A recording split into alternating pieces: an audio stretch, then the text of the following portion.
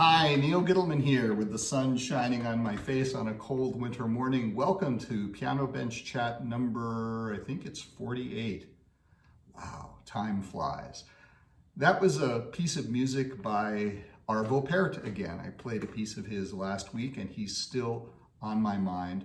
Arvo Pärt, Estonian composer, is really interesting. In the early part of his career, his music was very aggressive and dissonant and strident and kind of what other people were writing around that time. And then in the mid to late 1970s, he gradually changed into a style that's come to be called the tintinnabulation style, where the sounds of bells and resonance was very important to him, and the music often became quite quiet and contemplative and very, very different. And obviously that's a piece actually from the early times of the tintinnabulation music of Arvo Pärt.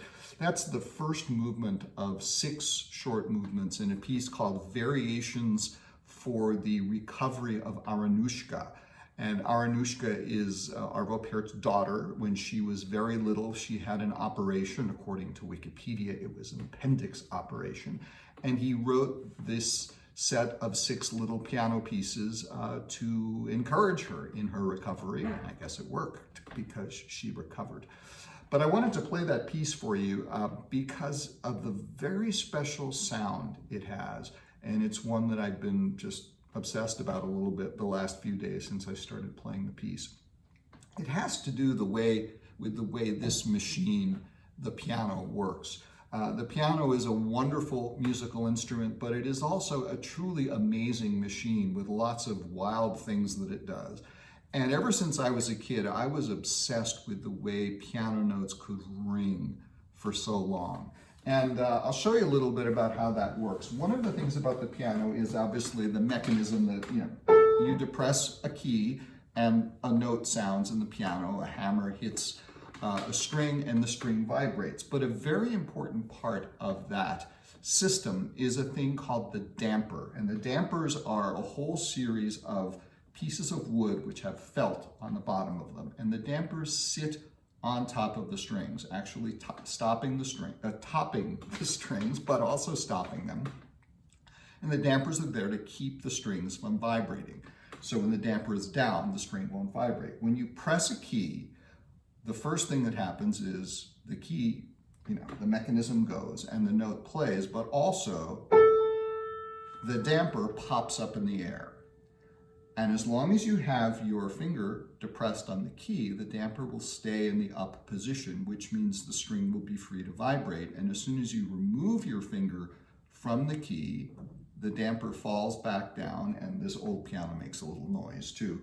But the important thing is that's what stops the note from playing, from vibrating. So damper up in the air, the string vibrates, remove the damper, it stops. So that's the basic mechanism of the piano. Now the dampers are also controlled by one of the 3 pedals, the pedal on the right down at the bottom of the piano. And if I push down on the right-hand pedal, called the damper pedal, all the dampers pop up in the air, which means that any note you play then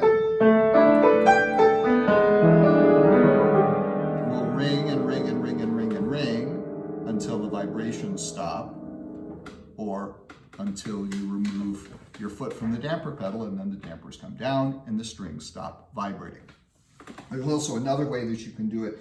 Some pianos, most big time pianos, have 3 pedals, and one of them is called the sostenuto pedal. And what the sostenuto pedal does is if you play a note, the dampers go up, and then you press the sostenuto pedal, you can remove your hand from the keyboard, but the dampers stay up in the air.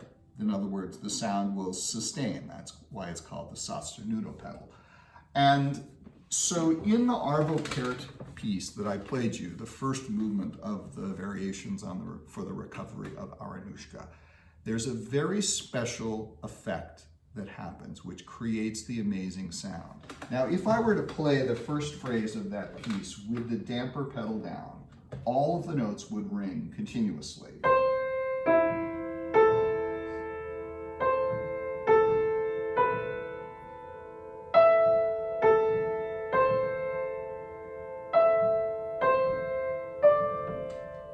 wonderful sound, fitting in the tintinnabulation style.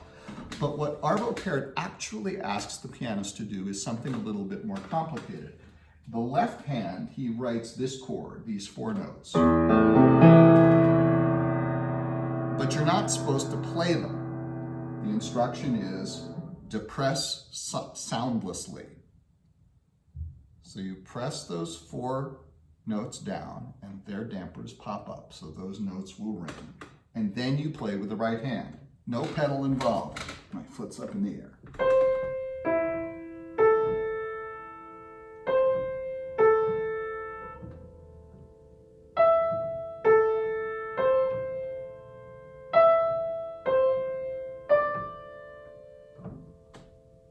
And you hear there's this softer kind of ghostly echo of notes in that chord which continue to ring. And every time you play one of the notes that's in that chord, it reinforces that resonance. And every time you play a note that's not in that chord, you hear it ringing against, but as soon as I lift my finger off, it stops ringing. And so it's part of the magic of this piece. And when I was a kid, I would just clomp my foot down on the damper pedal and just play. And I just loved the sound, the way the sounds just kept ringing. And when I discovered this little piece last week, it was like rediscovering that magic, but in an even more wonderful and subtle way. So I hope you enjoyed that.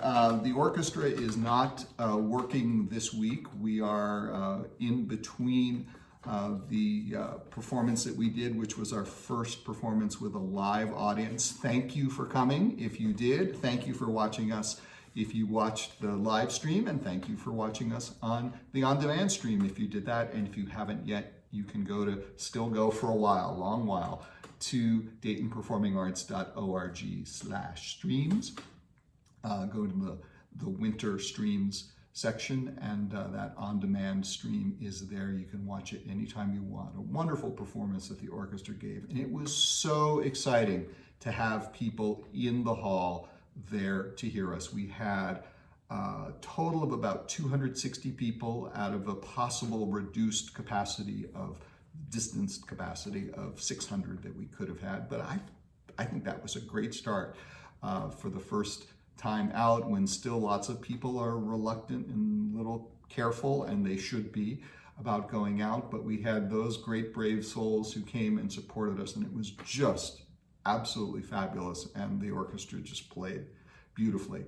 We'll have a similar setup in a couple of weeks when we have Don Giovanni for the Dayton Opera, and in between on Valentine's Day weekend, Dayton Ballet will be giving its first performance at the Victoria Theater, distanced seating as well, live audience as with reduced capacity, of course, but also a live stream available on the DPAA website, and on-demand streaming available a few days later. So we're working very hard to get great dance, great singing, great playing out to you so you can enjoy it whenever you can, and I'll keep doing these piano bench chats.